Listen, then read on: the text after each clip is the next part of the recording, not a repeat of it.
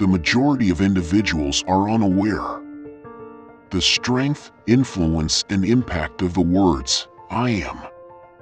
What you place beyond the words, "I am," shapes your entire life, and also it creates it. Gradually, whether bad or pleasant, it really becomes your actual reality. Consequently, we advise choosing the appropriate words to use when beginning your day. I am in good health. I am rich. I am intelligent. I am prosperous. I am a winner. I consider myself blessed. I am extremely thankful. I am fantastic. I am absolutely marvelous. Your world is shaped by whatever you place beyond these words. Use it cautiously and carefully,